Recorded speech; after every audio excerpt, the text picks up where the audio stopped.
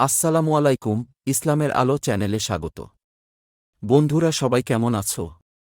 আশা করি সবাই ভালো আছো। আজ আমরা জানব হালালের মধ্যে নিকৃষ্টতম হালাল কোনটি। ইসলামের দৃষ্টিতে তালাক যদিও বৈধ, তবে সকল হালালের মধ্যে নিকৃষ্টতম হালাল হল তালাক। হাদিস শরীফে বর্ণিত হয়েছে, কাশির ইবনে উবাইদ ইবনে উমর রাজিয়াল্লাহু তাআলা আনহু নবী করিম সাল্লাল্লাহু আলাইহি ওয়াসাল্লাম হতে বর্ণনা করেছেন যে, আল্লাহ তাআলার নিকট নিকৃষ্টতম হালাল বস্তু হল তালাক।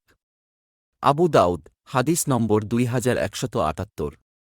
তালাকের ভয়াবহতা সম্পর্কে হযরত আলী রাজিয়াল্লাহু তাআলা আনহু এর বর্ণনায় এসেছে, রাসূলুল্লাহ সাল্লাল্লাহু আলাইহি ওয়াসাল্লাম বলেছেন, তোমরা বিয়ে করো কিন্তু তালাক দিও না। কেননা তালাক দিলে তার কারণে আল্লাহ তাআলার আরশ কেঁপে ওঠে। তাফসিরে কুরতুবী। তাছাড়া শরীয়তে তালাকের আগে আরও কিছু স্টেপ আছে যেগুলোতে ব্যর্থ হলেই কেবল তালাকের পরামর্শ দিয়ে থাকে। কাজেই তালাকের আগে অবশ্যই সেই স্টেপগুলো অতিক্রম করতে হবে। তাহলে তালাকের আগের ধাপগুলো হল: ১. প্রথমে তাদেরকে বোঝাতে হবে। ২. তাতে কাজ না হলে শয়নসজ্জায় একা ছেড়ে দিতে হবে। ৩.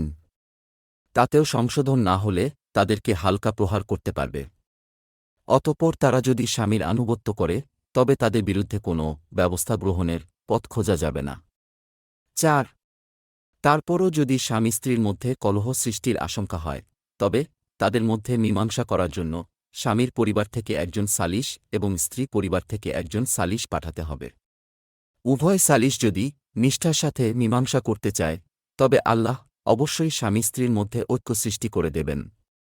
কুরআনুল কারীম বলছে, আর তোমরা যদি স্বামী স্ত্রীর মধ্যে কলহ সৃষ্টির আশঙ্কা কর তবে তাদের মধ্যে মীমাংসা করার জন্য পুরুষের পরিবার হতে একজন সালিস ও নারীর পরিবার হতে একজন সালিস পাঠিয়ে দেবে। তারা দুজন যদি মীমাংসা করতে চায় তবে আল্লাহ উভয়ের মধ্যে ঐক্য সৃষ্টি করে দেবেন। নিশ্চয়ই আল্লাহ সর্ববিষয়ে জ্ঞাত এবং সর্ববিষয়ে অবহিত। সূরা নিসা আয়াত ৩৫। বন্ধুরা, আমরা এতক্ষণ তালাক সম্পর্কে জানলাম। আল্লাহ তাআলার নিকট নিকৃষ্টতম হালাল বস্তু হল তালাক।